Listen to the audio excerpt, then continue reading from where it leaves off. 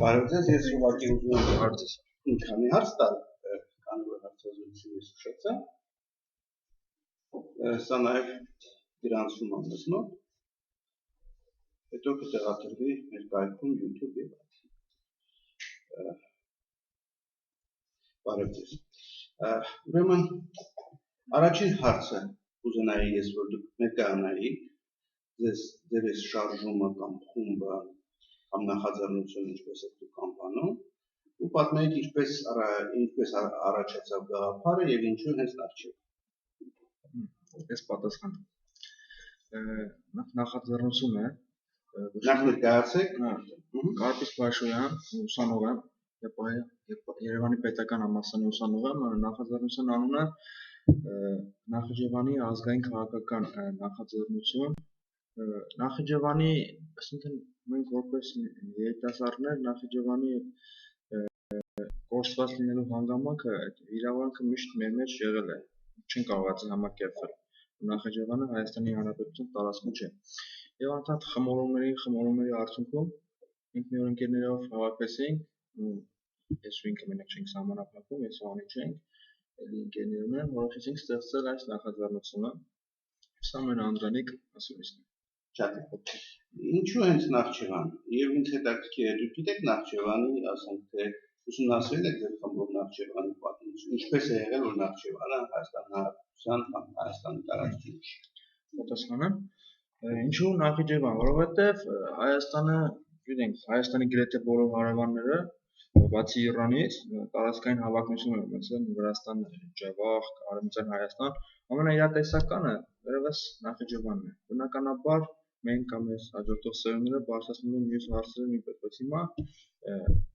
ավելի իրական է Նախճեվանը, որովհետև կան քաղաքական, իրավական, տնտեսական, այլ մշակութային պատճառներ։ Այդ հարցը միջազգային ստանդարտների։ Շատ լավ, ես կուզենայի դուք պատասխանեք, դուք ինչպես եք պատկերացնում, ասենք Նախճեվանի հարցի լուծումը։ Եկեք պատկերացնենք ինչ ֆանտաստիկ իրավիճակ, որ ասենք նույն Նախճեվանի ժողովուրդը կամ հզորները այս աշխարհի ասում են գիտեք ինչ կա ժողովուրդ, պատրաստ են ձեր ուզածով, ձեր խնդիրը լուծել։ Այո, ոնց եք պատկերացնում Նախճեվանի լուծումը։ Ինչ է կոնկրետ։ Նորմատիվ ֆորմալորային իրավիճակում մենք գիտենք, որ այնտեղ գտնվող մարդիկ փախ չեն պարզապես, դիմադրություն ցույց չեն տա։ Բայց ինչու՞ փախ չեն։ Որովհետև տեսեք, մենք ռազմական մասին չենք խոսում, մենք խոսում ենք դրա մասին, որ պատկերացրենք Նախճեվանի ուրեմն հանրապետության ղեկավարությունը ասում է, գիտեք ինչ կա, ուզում ենք Հայաստանը կազմել, եկեք Հայաստանը կազմենք։ Բայց գիտեք, մենք այստեղ ապրում ենք,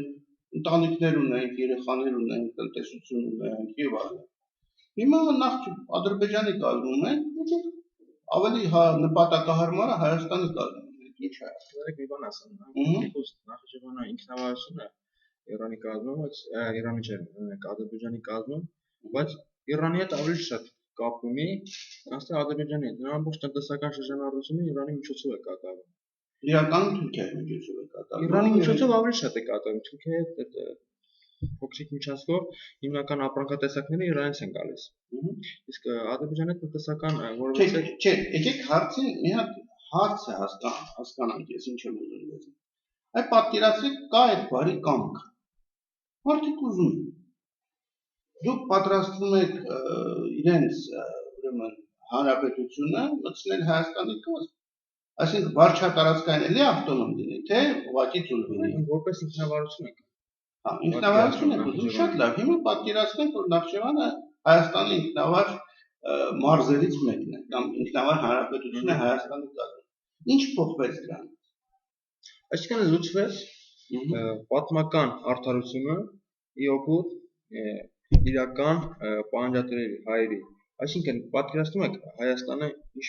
եթե տնտեսական առումով նայենք, ինչպիսի միլիարդների եկամուտներ կարող է ստանալ այդպիսով ծրագրի միջոցով որտեղից են ես դա եմ ուզում հասկանալ։ Ես ուղղակի բաց քննարկման եմ հրավիրում։ Ուզում եմ հասկանամ, այդ տեսեք մենք Զանգեզուր ունենք, մենք ունենք Զանգեզուրի Մեղրի կամուրջը Իրանի հետ սիմվոլիկ բնույթ է կրում։ Դա հնարավոր չի հսկայական տնտեսական շրջանառություն իրականացնել։ Նախճեվանով է անցնում երկաթուղին Իրանի հետ կապող։ գազամուղներ կան։ Մեկ երկաթուղու բացման հարց է առաջանում։ Ես տեսեք խնդիրն ինչն է, ինչու եմ տանում, սա իրականում ես ուղղակ չեմ ուզում գցել ձեզ ինչ-որ բանի մեջ, բայց ես պատկերացնում եմ, եկեք մի հատ պատկերացնենք, որ աշխարհի մարդիկ բարի կամք ունեն, չեն տրվում իրար։ Բայց մենք ուզում են, խնդիրը ինչն է, որ բացվի երկաթուղին, շատ լավ, շատ ռացիոնալ հարց է։ Նախ դա պատմական հայկական տարածք է, ինչի պիտի դա լինի ոչ Հայաստանի կազմի մեջ։ Եղավ եւ Հայաստանի կազմում Այդքան մշակութային ժառանգությունը հարուստ, որ Նախիջևանում կա, ու ոչնչացվում է թուրքերի, վանդալների կողմից, ով պիտի դրան տեր կանգնի։ Այսինքն առաջին հարցը ես ձեզնից դուրս քաշեցի, որ ոսկա, ասենք երկաթուղու մասին էր, բաց աշխատանքի, տնտեսական կապերի, երկրորդը մշակութային ժառանգության խնդիրն է, ճիշտ է։ Երրորդը պատմական արդարության խնդիրը։ Պատմական արդարության խնդիրը մի քիչ կվիճեն ձեզ հետ, որովհետև ասենք թե մեր ուրեմն աշխարհում այսպես մի 200-300 տարուց ավելի հետ գնալ չեն սիրում։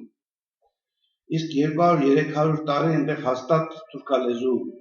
եւ իսլամացած բնակչություն ապրել է եւ բավականին շատ է ապրել։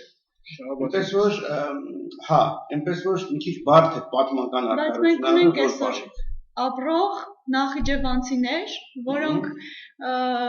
իրենց սրտում կրում են այդ շատ լավ։ Նախիջևանը։ Եկեք մի հատ կետեր մտցնենք իմ առաջարկությամբ։ Եկեք նախիջևանցիներին հնարավորություն տանք վերադառնալ իրենց տները,